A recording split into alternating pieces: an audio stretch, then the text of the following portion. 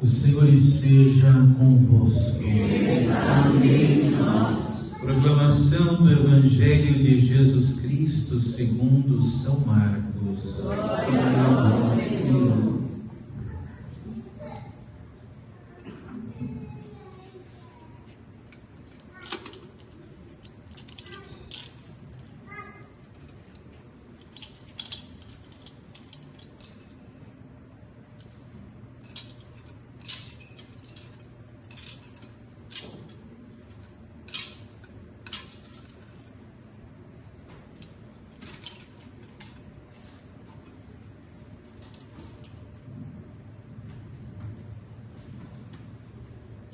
Depois que João Batista foi preso, Jesus foi para a Galileia, pregando o Evangelho de Deus e dizendo: o tempo já se completou e o reino de Deus está próximo. Convertei-vos e crede no Evangelho. E passando à beira do mar da Galileia, Jesus viu Simão e André, seu irmão, que lançavam a rede ao mar, pois eram pescadores. Jesus lhes disse: segui-me e eu farei de vós pescadores de homens. E eles, deixando imediatamente as redes, seguiram a Jesus. Caminhando mais um pouco, viu também Tiago e João, filhos de Zebedeu. Estavam na barca consertando as redes, e logo os chamou. Eles deixaram seu pai Zebedeu na barca com os empregados e partiram seguindo Jesus. Palavra da salvação. Glória a vós, Senhor.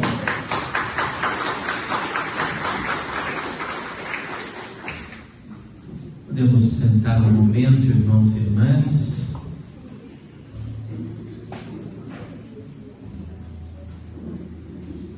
Hoje no Evangelho, Jesus novamente nos coloca esse desafio. O desafio da conversão. Conversão não é simplesmente algo que aconteceu, acabou e agora tudo está resolvido na minha vida. Conversão é uma luta diária que até nos últimos suspiros da sua vida você terá que estar lutando para colocar seu coração, sua vida nas mãos de Deus. Hoje aparece Jesus dizendo: convertei-vos e crede no Evangelho. Por que a conversão é importante na nossa vida? Porque nos ajuda a lutar contra aquilo que luta contra Deus dentro de nós. Depois do pecado original, queridos, depois da queda dos nossos primeiros pais, nós teremos que lutar contra o mal. Teremos que lutar contra o pecado. E que teremos que lutar contra aquilo que quer nos colocar em rebelião contra Deus. Isso a luta é constante. Contudo, não devemos nos esquecer que nós não lutamos sozinhos. A graça de Deus, o amor de Deus, a força de Deus lutam conosco contra o mal que às vezes deseja nos dominar. Por isso que hoje o profeta Jonas é enviado a Nínive para levar uma mensagem aos ninivitas: ou vocês se convertem, ou Deus vai destruir a cidade. Ou seja, não tem para onde correr. Ou você se converte ou você morre. Ou a cidade se converte ou ela é destruída, não tem outro caminho. E na verdade, queridos, essa é a verdade também da nossa vida. Ou estamos com Deus e deixamos a graça de Deus agir em nós, o amor de Deus agir em nós, a força de Deus agir em nós, Deus nos conduzindo, Deus nos fortalecendo, Deus nos levando para a frente, ou a gente se rende ao mal e deixa o mal nos destruir pouco a pouco. E é interessante que a maneira do mal agir em nós, a maneira do pecado agir em nós, a maneira do demônio agir em nós, você pode ter a certeza que é sem pressa. O demônio não tem pressa para te derrubar de uma maneira que você nunca mais consiga se levantar. Ele vai trabalhando, ele vai agindo, mas ele precisa de uma coisa que é muito importante para ele te destruir: a tua vontade. Se você não abrir as portas do teu coração, da tua alma, da tua consciência, para que o mal faça o que ele quer fazer, ele não tem poder sobre a tua vida. Por isso que, olhando para Jonas hoje, e Jonas tentou fugir, viu? Esse profeta tentou fugir das mãos de Deus. Deus pedia para ele ir numa direção e ele começou a ir para uma outra direção. Deus pediu para ele anunciar uma mensagem e ele tentou ir para um outro caminho. E Deus insistiu, Deus persistiu e Deus trouxe Jonas novamente. Disse para ele que ele deveria fazer a sua vontade. Olha só o que Deus diz a ele: levanta-te e põe-te a caminho da grande cidade de Nínive e anuncia-lhe a mensagem que eu vou te confiar. Jonas, levanta-te do teu medo, levanta-te das tuas dúvidas, levanta-te da tua incerteza e põe-te a caminho. Queridos, Deus fala conosco.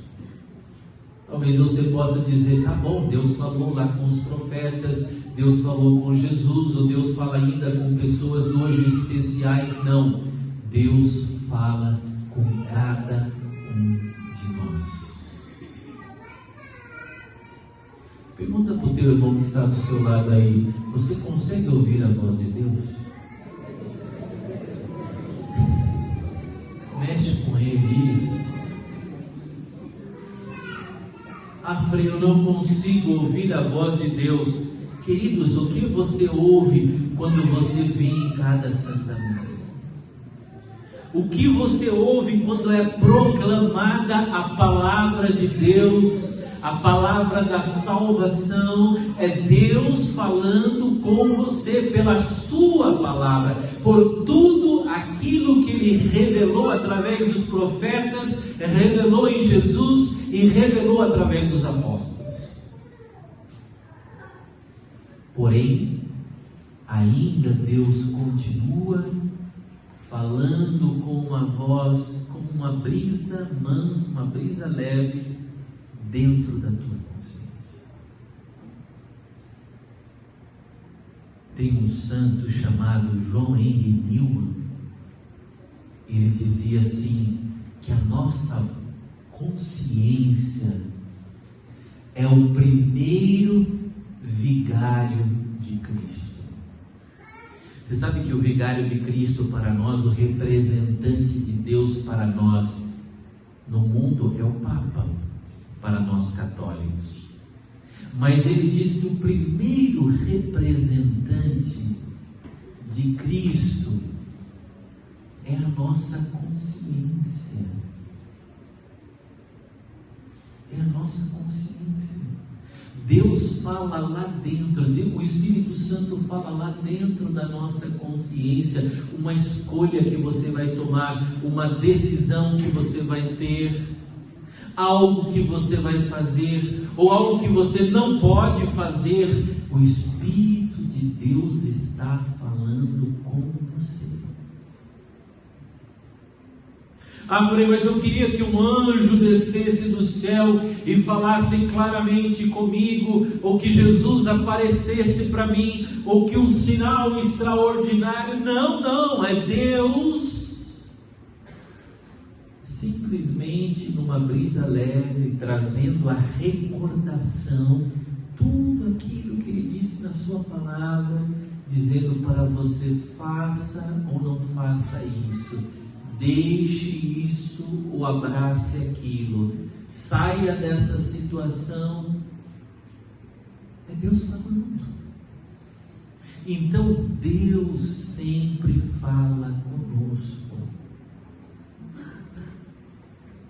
Jonas quis fugir. Não quero ouvir a voz de Deus, eu vou ouvir a voz da minha consciência, somente a minha consciência fechada em si mesmo. Eu quero ouvir a voz dos meus medos, as vozes das minhas dúvidas. Eu vou para outra situação, ou vou ouvir a voz dos outros. Não, a voz de Deus fala com você.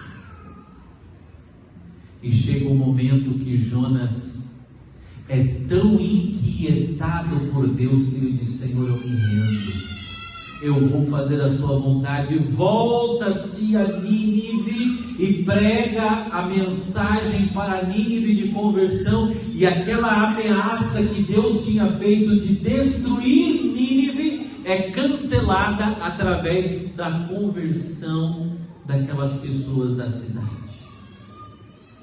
Porque quando Deus vê, queridos, um coração aberto, quando Deus enxerga o coração aberto, quando Deus enxerga em nós uma abertura para Ele agir, Deus cancela até mesmo a justiça e a promessa de destruição que Ele mesmo fez. Deus cancela. É como que o amor de Deus se coloca acima da sua própria justiça. O amor de Deus vence a própria justiça de Deus quando Ele vê o coração de um dos seus filhos abertos ao seu amor.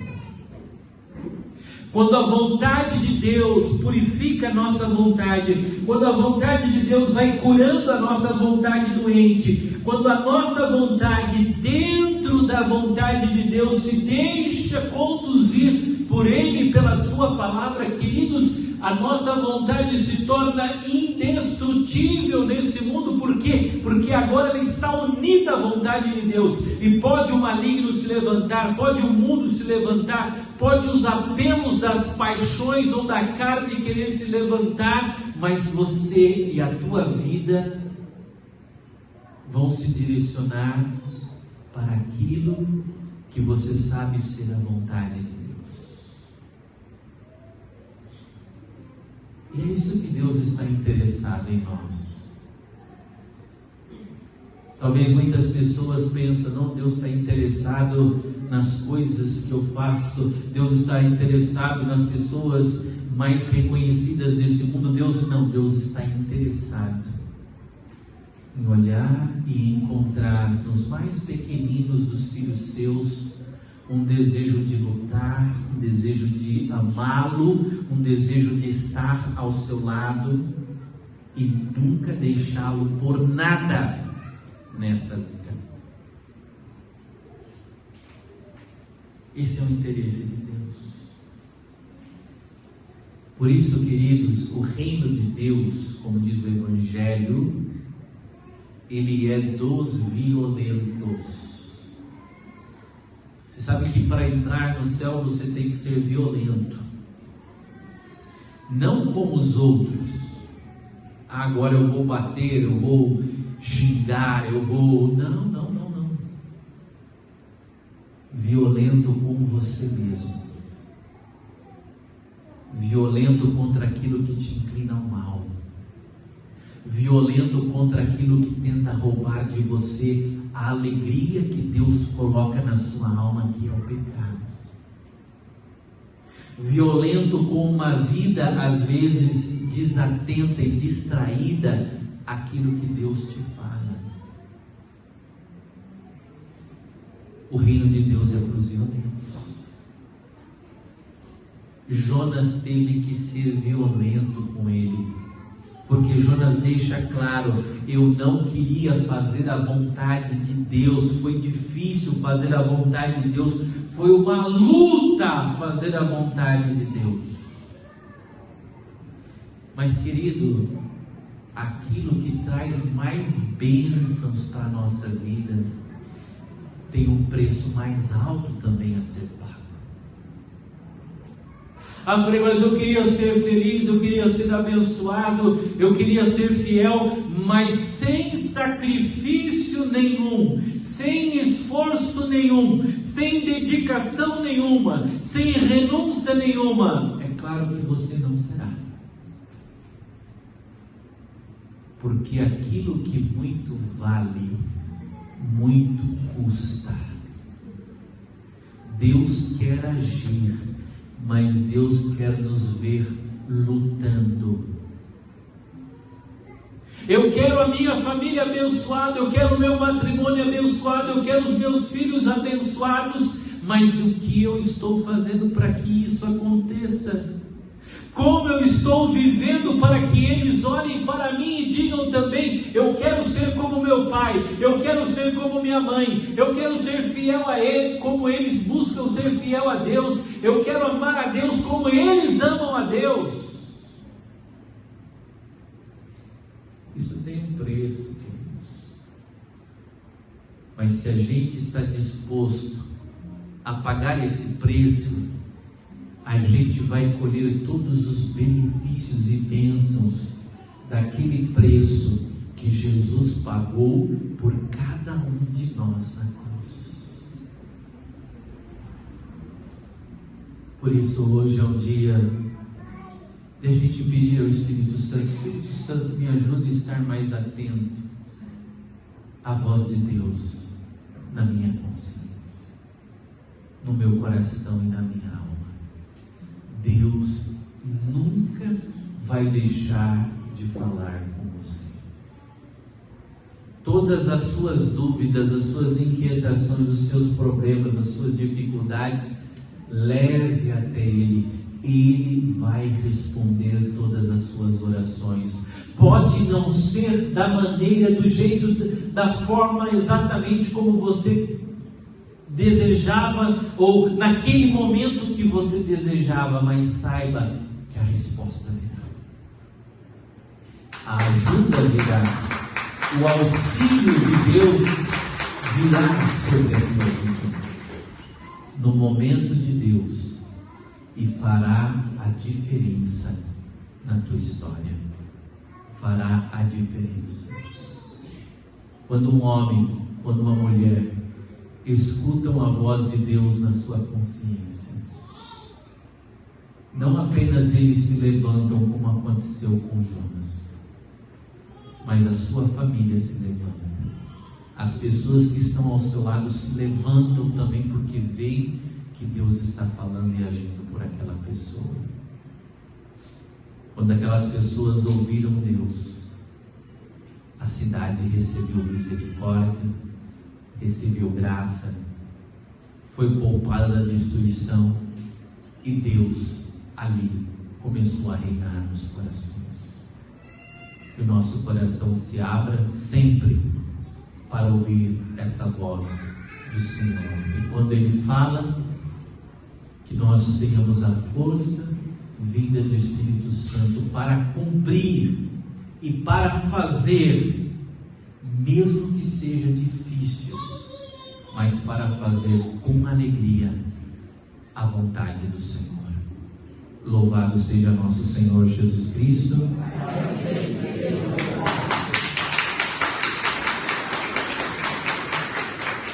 Removemos